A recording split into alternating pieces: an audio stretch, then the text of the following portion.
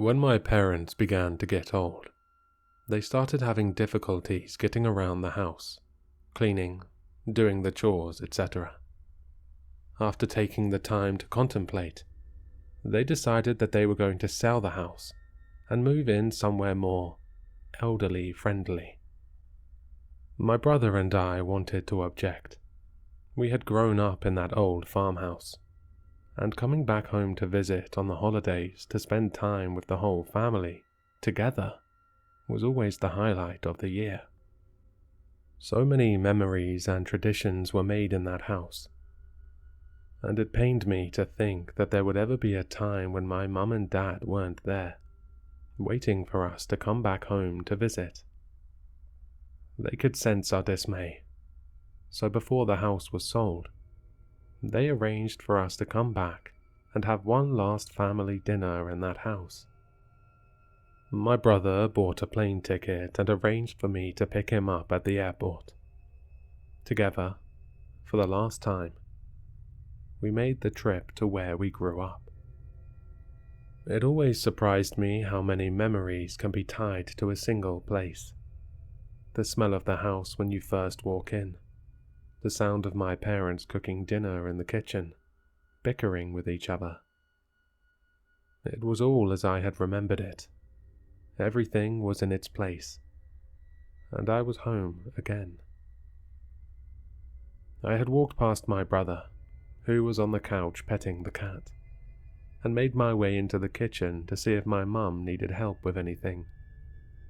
She said yes, and asked if I could go down into the cellar and grab some more chicken broth for her, and of course, I said yes. As I was walking away, she stopped me, gave me a look that I had seen 1,000 times, and said, "Don't forget about the 5-second rule." That sentence alone carried a heavy load of nostalgia. When my brother and I were growing up, our parents would always tell us to not forget that rule. Every time, without fail, before going down into that old dusty cellar, they reminded us of the rule. The rule was simple. When you enter the cellar, you must turn on the light bulb that was hanging at the center of the room. And when you are leaving the cellar, you have 5 seconds to make it to the top of the stairs after the light goes out. They would never elaborate on why we had such a silly rule, or what would happen if you don't follow it. When we were young, we didn't feel the need to second-guess our parents. After all, it was a simple rule, and we were always careful to adhere to it.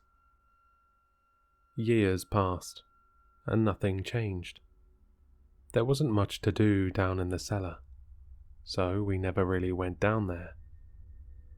The only things there were gardening tools, some chemicals for cleaning, and a small pantry stocked with canned foods. It certainly wasn't a place for kids to play around in, which was why I assumed my parents made up the rule to begin with. They didn't want us down there, so they fabricated the ominous-sounding 5-second rule, which did a great job of deterring us. Kids are imaginative, and when we were young, we could only guess at what could be down there. I had propped the cellar door open and made my way down the long set of old wooden steps, using the faint light emanating from atop the stairs to navigate downwards to the small hanging light bulb in the center of the room, and quickly pulled on its chain to turn it on. I was a little surprised to find that the light still worked, as I was sure my elderly parents didn't come down here that often. Going from the house to the cellar was always quite surreal.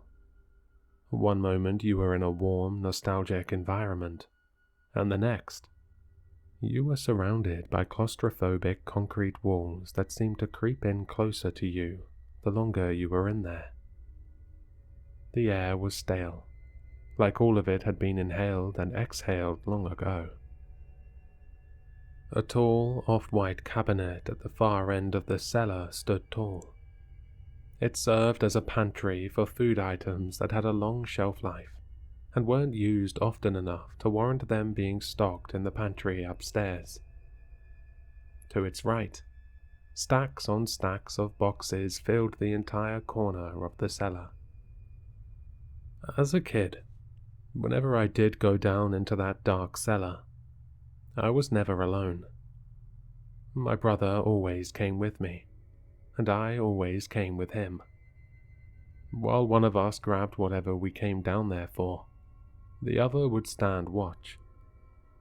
The person on watch would use their eyes to scan all the possible places a monster would hide in. When I was on watch, I would look at the boxes full of junk in the corner of the room and pray that I didn't see movement between the cracks. My brother would always watch the stairs, hoping that nothing would grab at our feet from the darkness below as we raced to the top. Being young and impressionable, we actually believed that there could be something down there, waiting for us to slip up, or for the light to go out. I opened the dusty cabinet and began to dig through its contents. Once I got to the bottom shelf, I found what I was looking for hidden in the very back, behind layers of other cans. With the broth in my hand, I turned around, and the light went out, filling the cellar with darkness. Startled, I took a couple steps back, but was stopped when I bumped into one of the many stacks of boxes in the corner of the cellar. The towers of cardboard shook, and a few boxes fell to the ground, spilling their contents as they toppled. Not that I could see anything. The dark was all-encompassing and all-consuming. 5. I counted in my head as I tried to steady myself and slow my breathing. I took a small step forward in the direction of the light bulb. I heard the boxes behind me shift. 4. I felt a gentle tug on the sleeve of my shirt. It was almost imperceptible, with how slight it was. I probably wouldn't have noticed, but with all my nerves on high alert, I felt everything. 3. I took another step forward, but my arm was pulled back, stopping me in my tracks. My heart hammered in my chest, and I could feel every beat. I remember yelling, "Let go!" as I ripped my arm away. The grip was released, sending me tumbling towards the center of the room. 2. I stood back up as quickly as I could, facing the stacks of boxes in the corner of the room. In an instant, the hanging light bulb flickered back into view, illuminating my brother's face. "Bill." What followed was a mixture of anger and relief as I attempted to scold him. My words were drowned out by his laughter, and I don't think he heard a single thing I said.